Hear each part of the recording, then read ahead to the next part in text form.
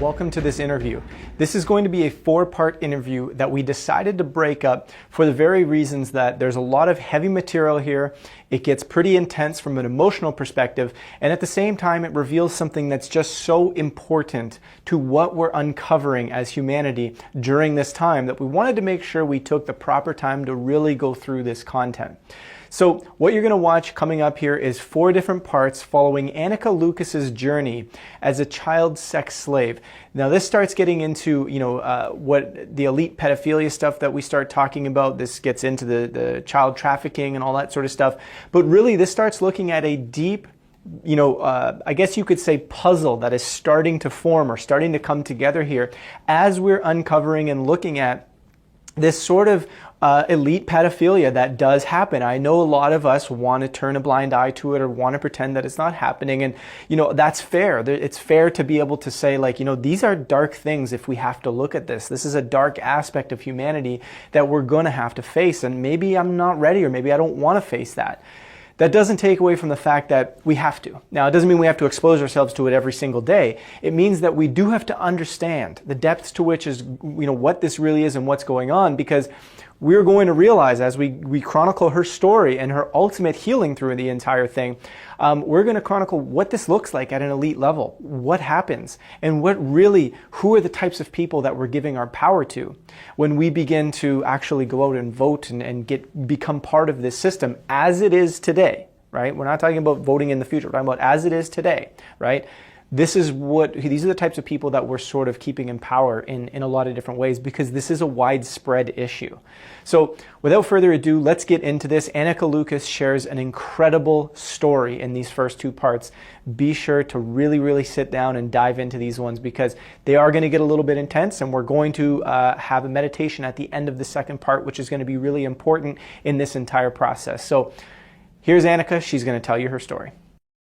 Okay, hi, I'm Richard Enos with Collective Evolution, and we're here today with Anneke Lucas.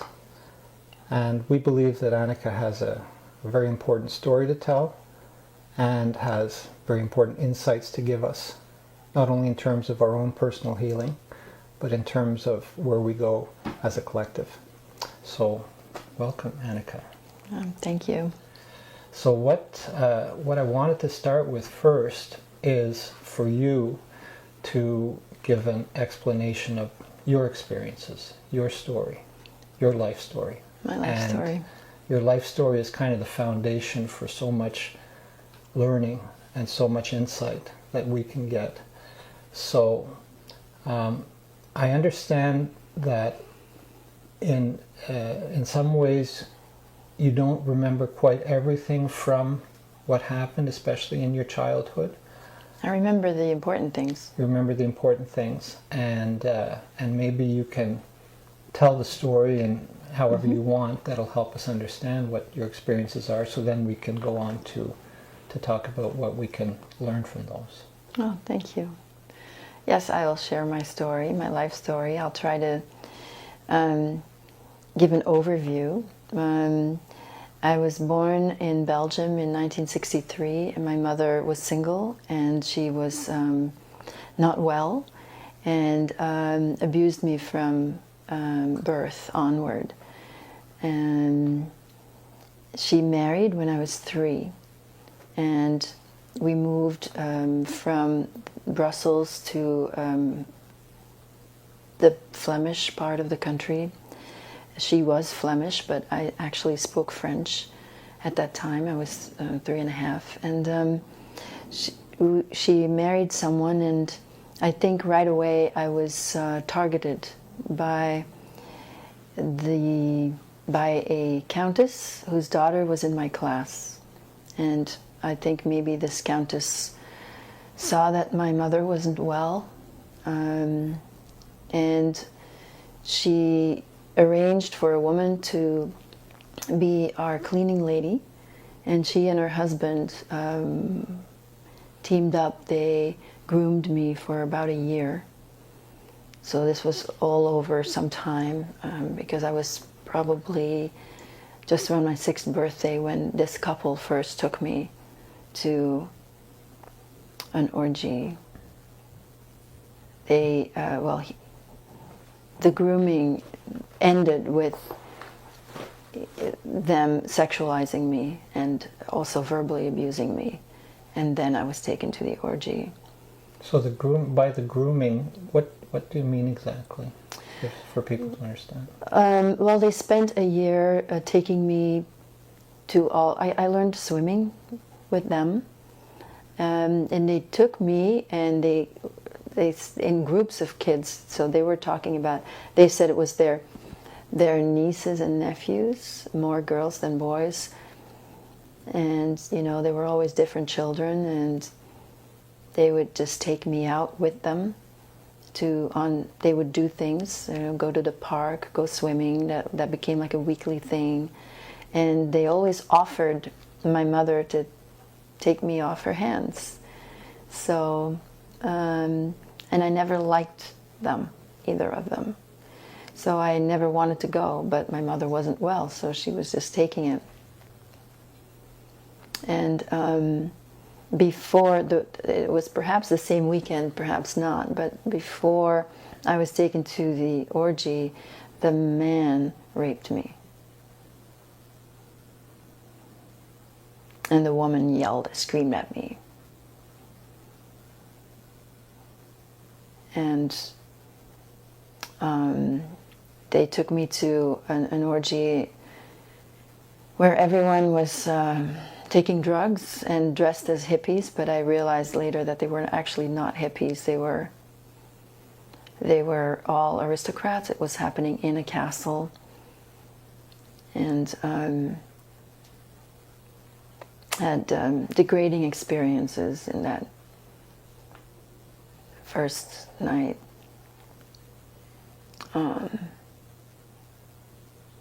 I felt so humiliated. I was made to take part in the man took me on a stage. And that was just right. There were a lot of people around, but most of them were so high, they weren't really paying attention, even though he was abusing me on this stage and I was naked. And then after he had done this kind of show with me where he had done really gross things, he left me there, and I was just left lying on this black stage. It was just a low stage like that, but it was in this room, which was kind of a salon, and all these people were just around, and people were actually barely paying attention. So I stood up, and this was the first time when I knew I had to do something or else I would die internally. So I stood up and I said, "You can't do this to me. I'm going to make sure that you'll all be punished." I spoke about my stepfather, who was the mayor of a village. "My stepfather is going to put you all in jail." And then I was taken over by the man who had welcomed us that day, and had basically dealt with the couple who were the pimps, and I guess they brought 3 girls that day, and he was disappointed that there wasn't a boy. But my hair was short, so he decided he was going to use me. That had happened before this show, and now he came back.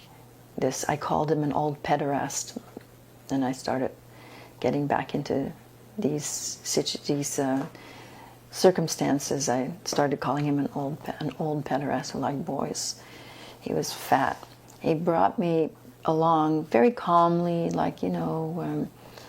just like nothing happened, like he was my friend. And then I don't quite remember how we got to this place, but we went somewhere else, and we went into a basement. It was a large basement, a large cellar, vaulted ceilings. So it was maybe under another mansion or castle, I'm not sure. Or maybe it was the same place, I don't really know. But we were walking for, it seemed like a very long walk, and I thought I was going to get killed. And I tried to just attune myself to him, even though I didn't like him and I felt guilty for not liking him. But he was very casual. He was just saying, well, we know we like you here and we wouldn't want anything to happen to you. And I was trying to connect. And then we reached the end. It was as if there were several compartments of this cellar. So when we reached the last compartment, there was a cement tub that was built into the floor. And there was nothing in the tub, but behind the tub. So when we reached this, a body came into view of a very young woman, a teen. She seemed like a woman to me because I was probably just 6 years old. So he was just casually saying that, you know, he didn't want anything to happen to me and they wanted to keep me. And it was just that I shouldn't say anything, that, you know, we don't want to talk about anything, we want to keep it a secret. So he did that very gently, and yeah. But the suggestion was very, very clear. Yes. That. Yes, if I speak, I'll be killed. I'll be killed, and this is very real because we're looking at a real body. Right.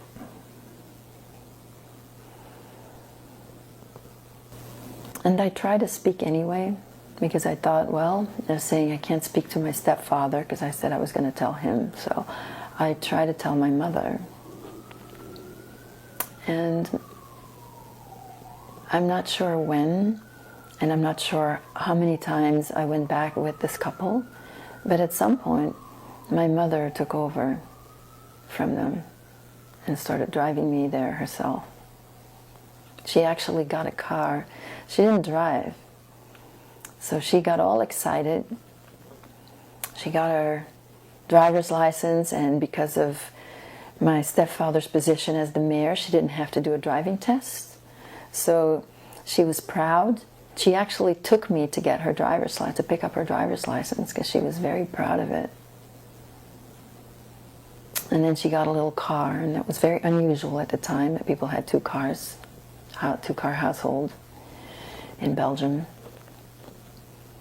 I got a little car. She got an automatic car, the only one available at that time, because in Belgium cars were not automatic. So she got the only model that had, that was an automatic car, Dutch model, very small. And then she started to drive me to these places herself. She'd drive me, drop me off. She'd never come in. And then the idea was that she would be there at dawn. And if I didn't come out at dawn, she'd just wait.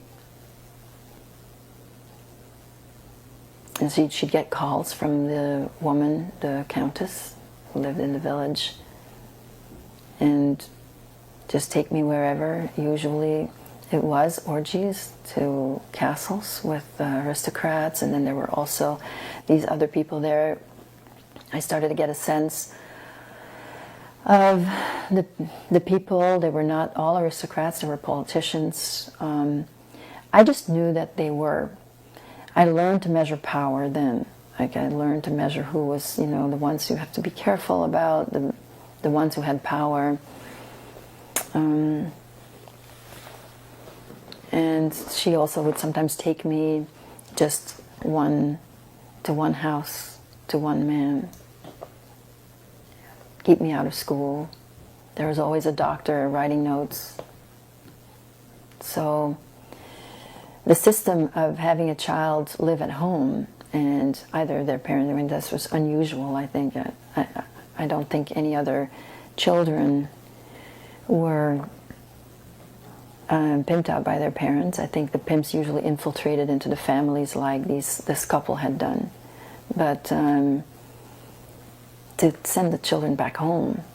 That was the genius way of having the children available for whenever they needed them.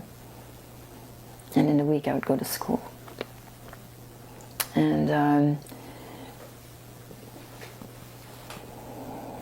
when I was 9, so there was a boss in the network, and he was clearly the most important person. That person I recognized later was a minister. He was a cabinet minister in Belgium, and he was also prime minister several times. And he and his friends were like the group that was clearly running everything. And when I was 9 years old, I was sent in a car with 2 handlers with another child and driven to Switzerland. And when we arrived there, we were also sent in a tunnel, another tunnel. We were outside for just a second in the very lovely air, and then there was some portal outside that was opened, and we walked through it, and I don't think you could see that it was anything from the outside. It was just a gate, and then we walked in a very long underground tunnel. And there were torches on the sides of the walls that were burning with flames. So we got to the end, and the handlers met other handlers there, and then a man came out, and he was a perpetrator, and he decided that it was decided there, those children were brought there for this man. He was American. He spoke French, and I understood French. So he decided that there were 2 children. One was for him to rape, and one was to be sacrificed. And he decided that the boy should be sacrificed. And, well, I knew that boy. I'd spent time with him. And he was a little bit backwards. He was a little bit slow. So I felt extremely protective of that boy. And I comforted him on the way over in the car.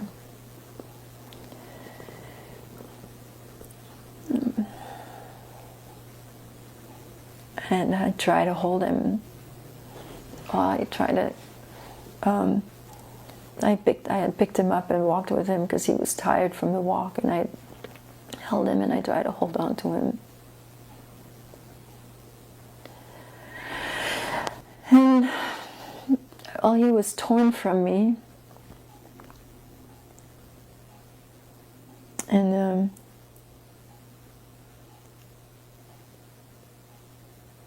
this perpetrator, this was a very large underground area with a lot of symbols on the floor and fires burning. And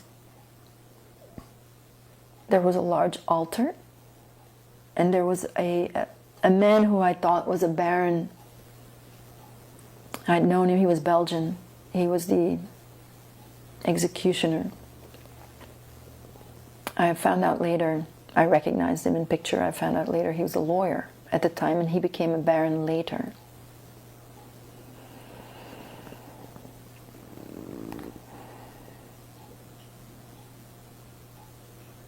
So I was made to watch.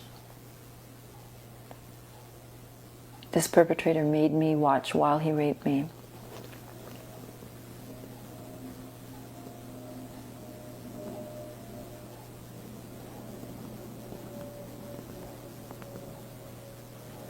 And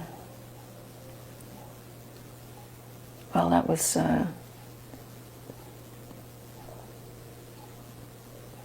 I didn't know if I'd never felt that powerless. I felt powerless a lot, but I felt completely powerless there because I couldn't. He screamed, And I could tell that his screams were exciting the people around, that it made them more angry and more violent.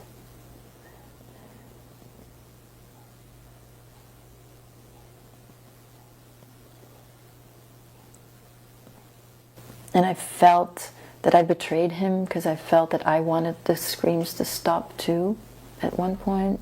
And I felt that I betrayed him.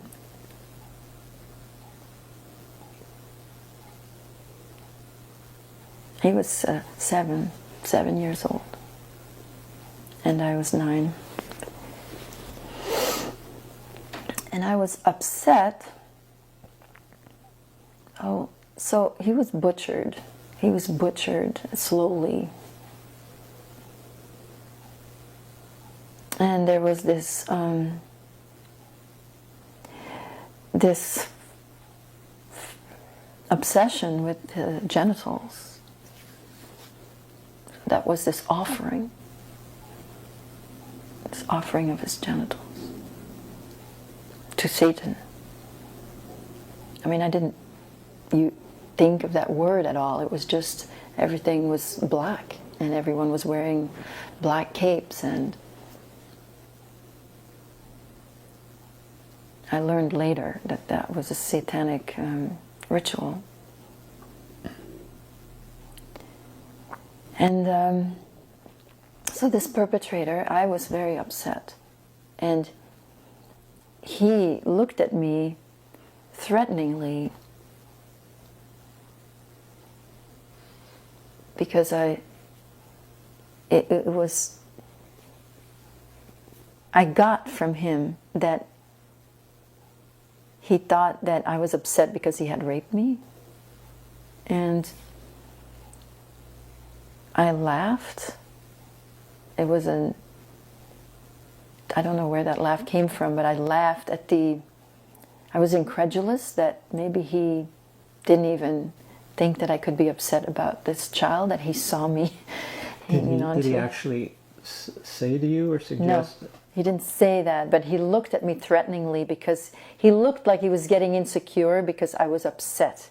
And if I'm upset because he raped me, then I'm mirroring something that he's doing. Right. And so I got the feeling that he thought that I was upset because he had raped me, and therefore I'm a threat.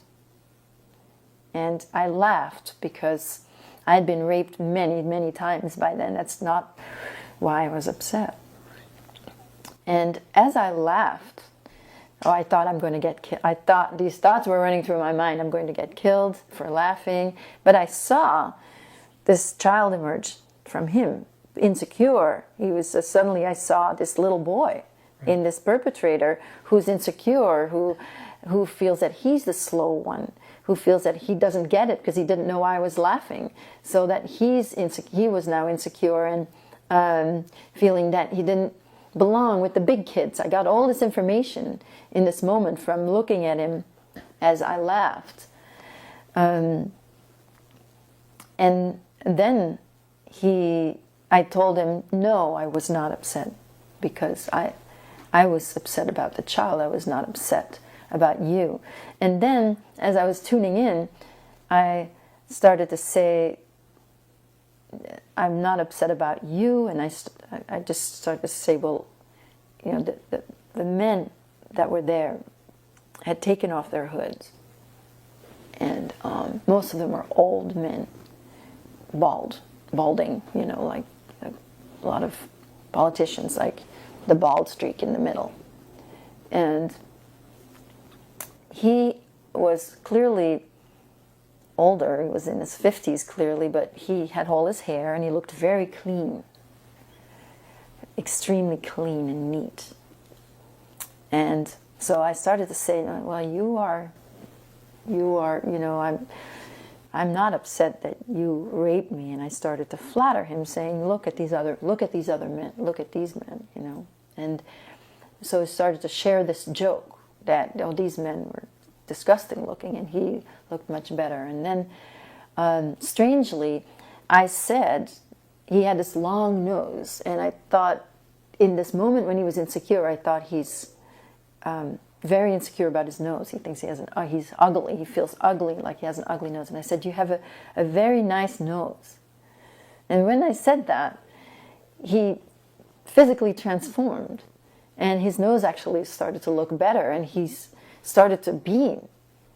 And I suddenly got this myself. I felt myself transforming too. And for the first time, I felt pretty.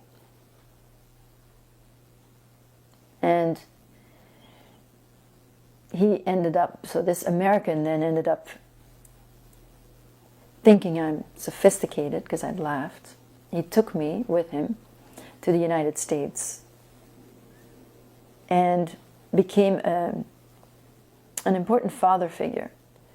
And being attuned to him, I had to get in the same mindset that, you know, what had happened there, that didn't happen. Well, I thought I was going to get killed when I was being on the jet. I didn't see him when I was on the jet. And I thought I was wherever I was going to be taken, I was also going to get killed. And I was taken it was at JFK, but I was taken by a handler off the private jet. Didn't go through customs. He just drove me to a hotel. He put me in a room, in a brown room. So I thought for sure I'm waiting here to just be killed. Then the handler came and got me back, put me in a car, in the back of a car where he was waiting. And he greeted me like, you know, he was really happy to see me. So I spent this time with him, and he educated me about several things. He showed me his way of life. He took me to several of his houses, New York City, north of New York. I met his staff. He just brought me along everywhere we went. An American with a 9-year-old Belgian girl. Nobody ever seemed to wonder. He was very powerful. I could tell he was very powerful. I realized later that probably I and the boy were sent to Switzerland to get in his good graces by the leader of the network in Belgium, that it was a gift, or some kind of trade. So I spent 3 weeks, I think, in the United States with this person, sailing with him on his boat to Maine,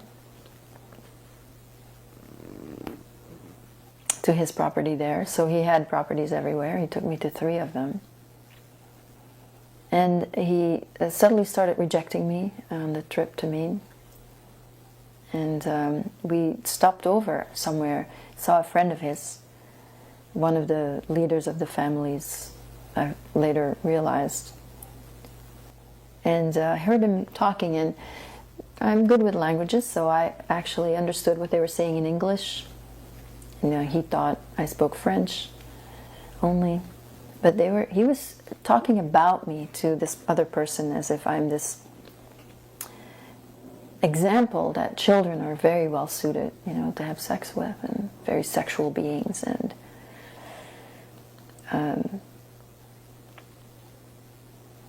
it's part of what I think is the agenda, sexualizing children and just not recognizing the innate innocence of children. So he was demonstrating that through me, that I was so adaptable, and that clearly, you know, I was the proof that this was a good idea, to have sex with children. And he bought me a dress. He taught me what good food, I mean, I ate very good food. He taught me how to eat it. He taught me about art. He invested this time, and he kept saying that I belonged to his class of people. I belonged to his family even. I never met anyone of his family, but I was in his houses, and so I felt finally I belonged somewhere. And I'm also high. I'm connected to him, and I'm on this cloud of privilege, which is such a high, incredible. So that alone, you don't need any drugs. Just feel like you're above the world, above everything and everyone, and everything was so clean and so beautiful, Gosh, even nature seemed more beautiful, like the parts that he owned, because it was all so clean. Right. And he sent me back. He started to judge me when I got a runny nose on the sailboat. So he started to become distant but polite. And then he sent me off, big smile, sent me off back on the jet, but he stayed. He was going to see me again.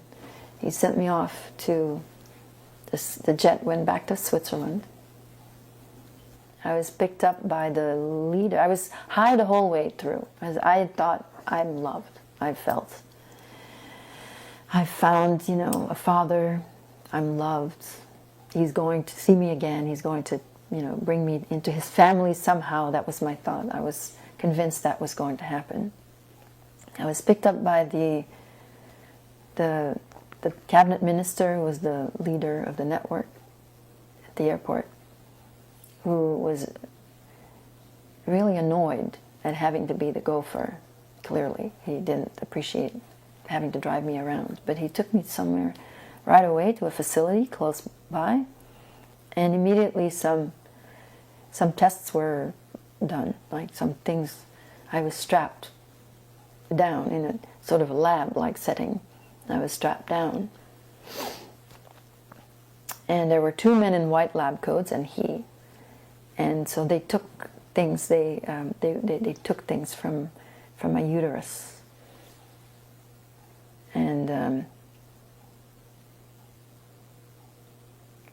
some needles, definitely. And then I was brainwashed. So then I was sexually stimulated while I was strapped down, while the Belgian was screaming into my ear that if my man leaves me, I'm worth nothing, and I should just kill myself. And my life's worth nothing. Just kill yourself. You're just. So there was this while the sexual stimulation was happening.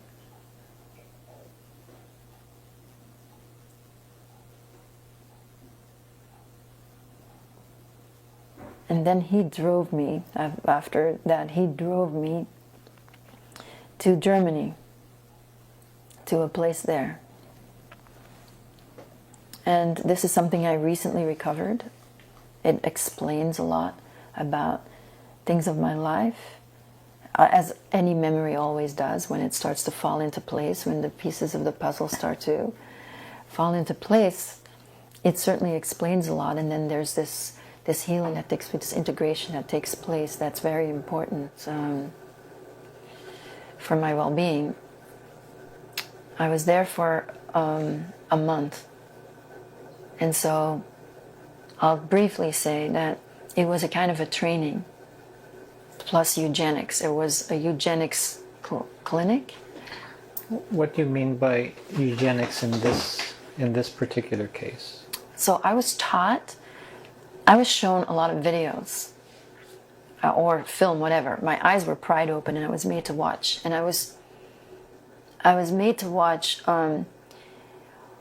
people engaging in all kinds of sex acts. But I was made to watch their faces. And I was taught through, it was systematic, it was very well done in that sense that it was structured really well so that I could start to understand that certain physical features, like certain physical features are going to mean that for that man's genitals, for example. Or looking at certain physical features, like that's what that man likes sexually. So I could see from looking at someone's face what they like, and then looking at someone's body what they like sexually, what they are about sexually, what they need sexually. So that was most of it. That was most of this training. So I watched was made to watch a lot of film. But I was also starting to understand because it was also true. So there's a correlation somehow between the way that the face develops and people's addictions and everything, all the trauma is actually all somehow expressed. It's all visible. We just don't usually look at it. We don't usually see it. So I was taught to see it. So in this case, you feel like you're being brainwashed, but also you're getting to understand a deeper truth about, what things mean when people have certain faces, reactions. Yes, traits like with the eyes especially. Yeah. Around the eyes especially, it really shows. Like if someone's addicted to sex, for example, there's certain creases that appear, and they're always the same. And when someone masturbates, for example, there's a certain other type of crease that appears under the eyes. So you can see sex addiction very clearly, and then I was made to see all the differentiations of the different kinds of sexual addictions that people have, and because I was being trained to be a sex slave for the elite. But also things were done. So there were a lot of things done to my head, and there seems to have been some technology used that should not have been in 1972. That should not have been used. I think there were lasers used on me. There were lasers put on my body.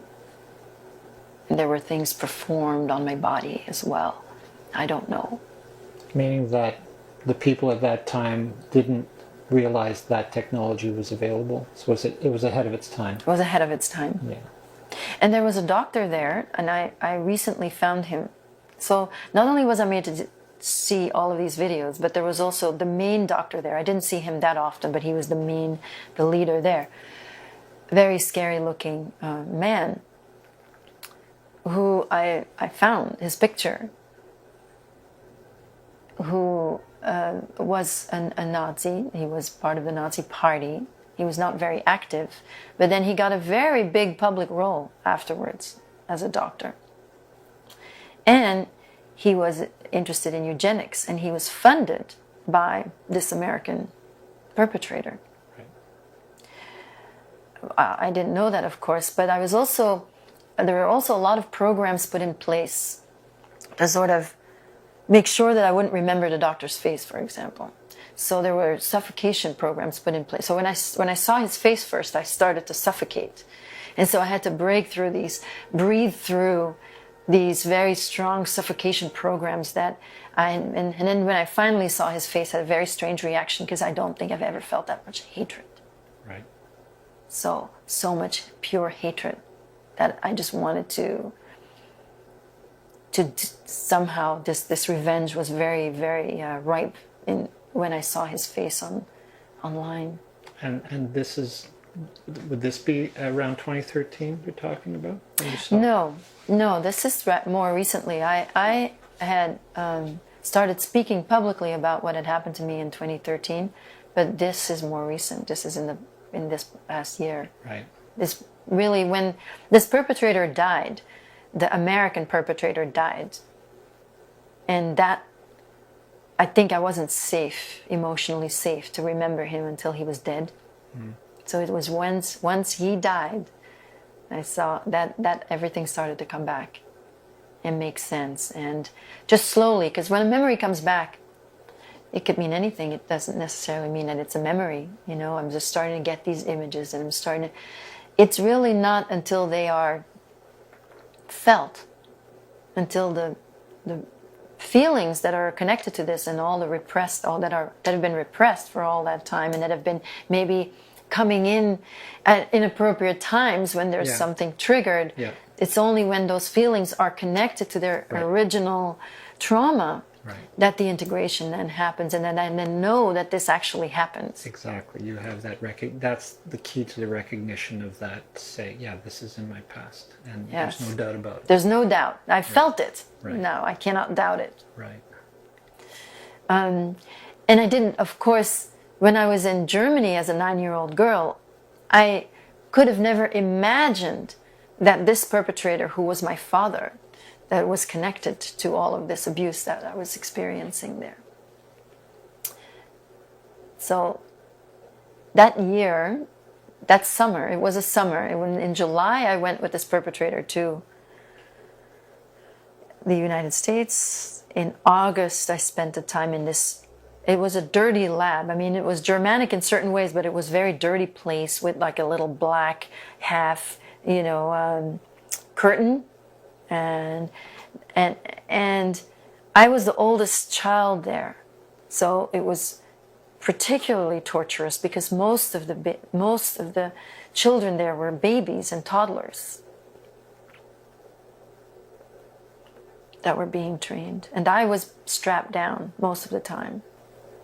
I was strapped on a sort of a cot type thing, so I couldn't. Again, this helplessness, this powerlessness that I couldn't, because they were crying, and I was just powerless to pick them up or to comfort them. And somehow you always, through all this, you always had that care for the innocent, right? Sure. That's I didn't feel innocent. right. But I felt that the other children... The other children, yeah. Yeah.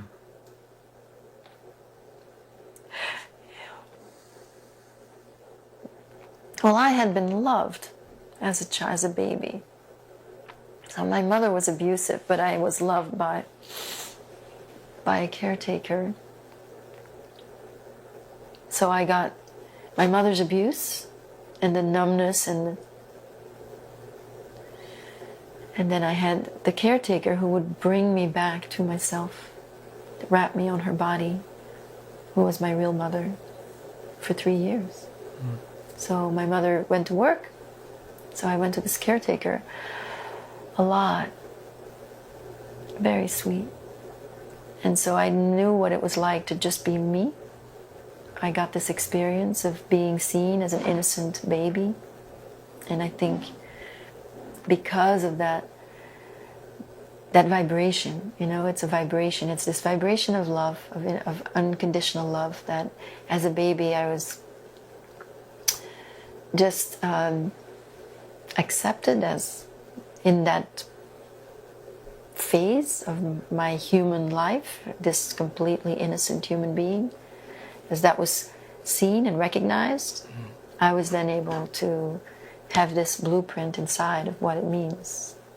Though I should tell you, I'm not really completely sure about that, because I work with people who've been through similar things, and I don't know if all of them have had that experience of being loved, but they still have the heart. That was the question I was going to ask. I was going to say, without this experience, does everything else, the whole rest of your life play out very differently, you think? I think so, but I have to tell you that I'm faced every day with people who have been through as much as I've been through, and they have the same caring, the same love. I mean, we weren't able to express that to each other in the network, and I certainly never did again after the little boy who was butchered. I never again allowed myself to be close to another child. So I didn't really... I suspected that underneath the way that we were pitted against each other, that we really did care for each other. And I can speak more about that later, but to return to that Germany lab, I was I was also brainwashed. So there was also an attempt to use my head somehow, and I was strapped down, and then there were things put in my head, big needles put in my head, and there was this this forceful attempt to make me believe that I'm a whore, that I'm only a whore. And so there was this voice rising in that terror, because it was very terrifying. I was on my back and a strap down, and then there's these things in my head, and there's things being put in my head. And my brain, going through my brain.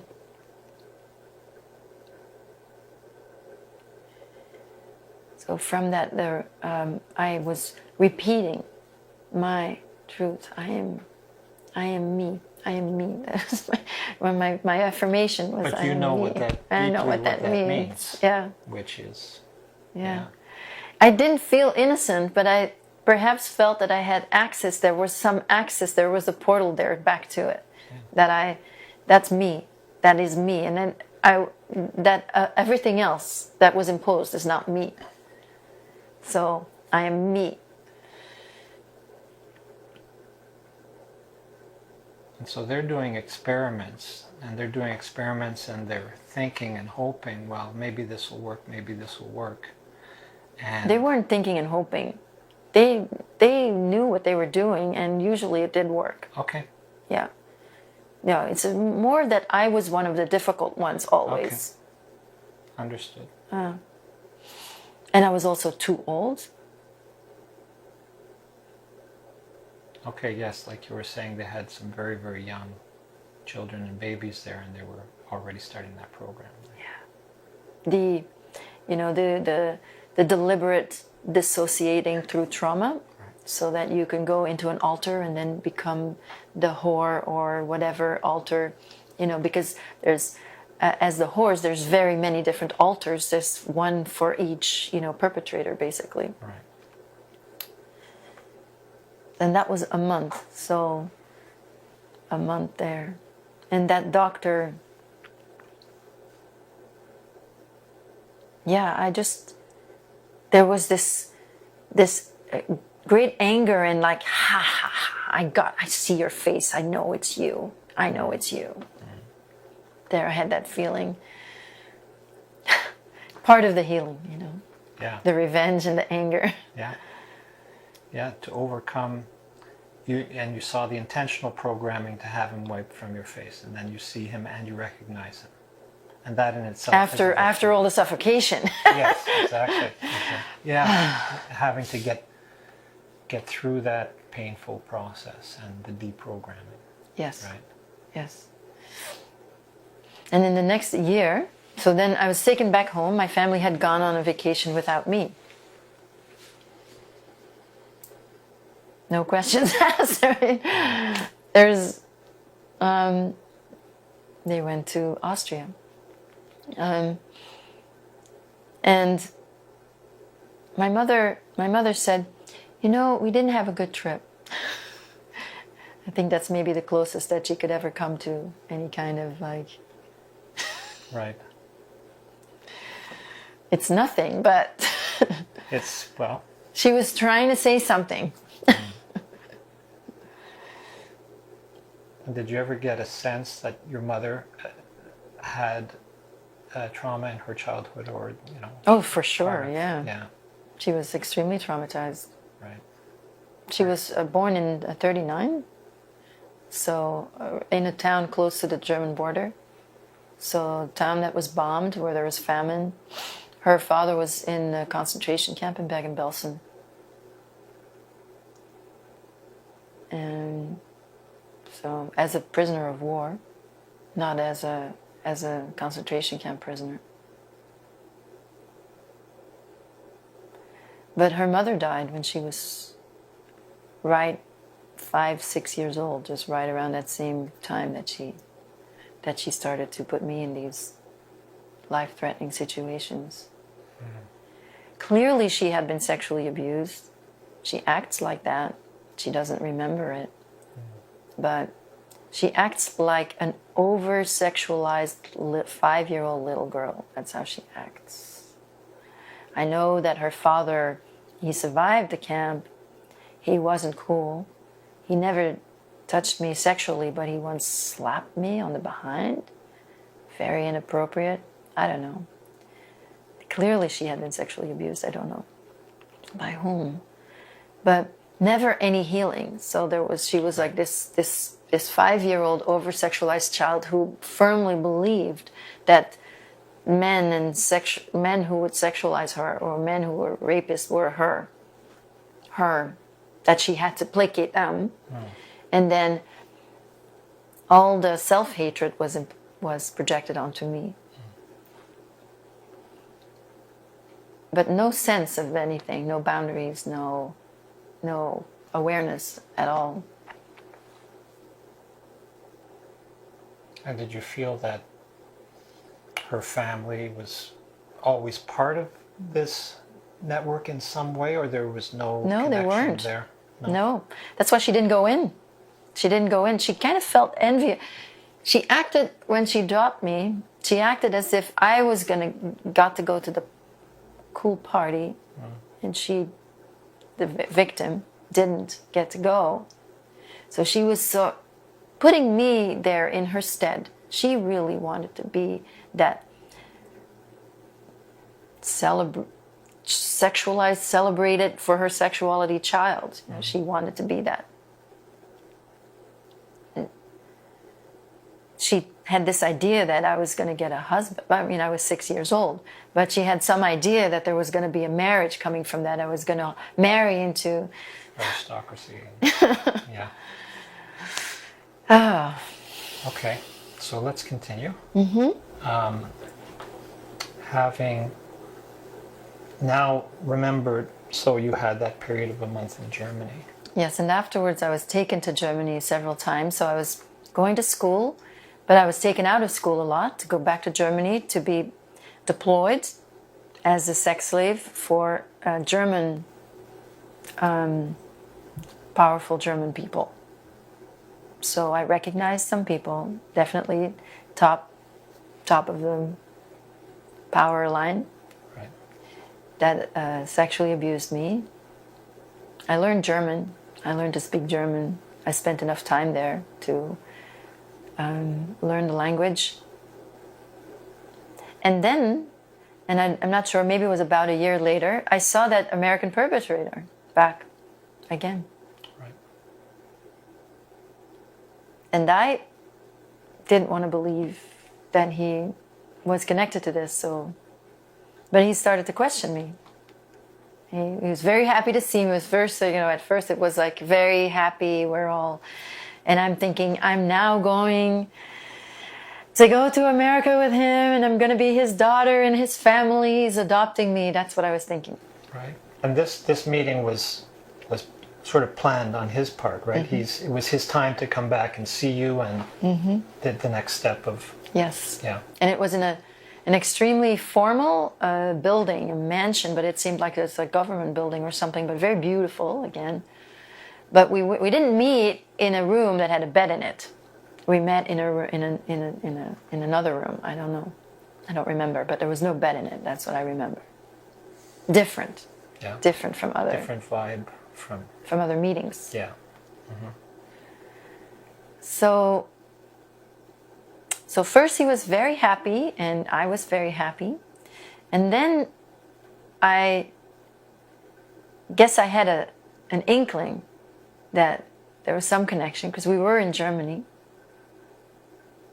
And I just wanted to confirm that he wasn't involved.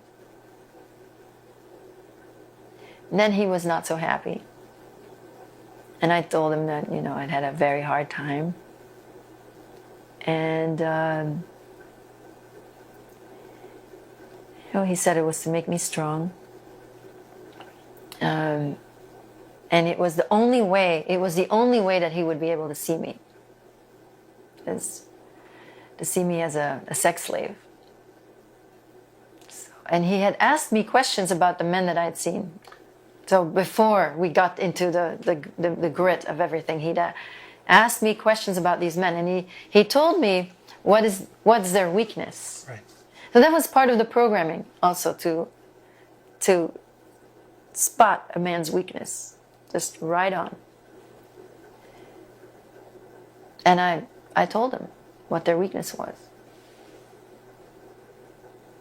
Like the one who had seen the most often, there were two, but the one that I'd seen the most often, he thought he was a good man. So that was his weakness. And he laughed when I said that. The American laughed because, of course, in his mind, no one's good. And I was thinking, well, he's not good because he's a pedophile, obviously. But that was not really on his mind. Right.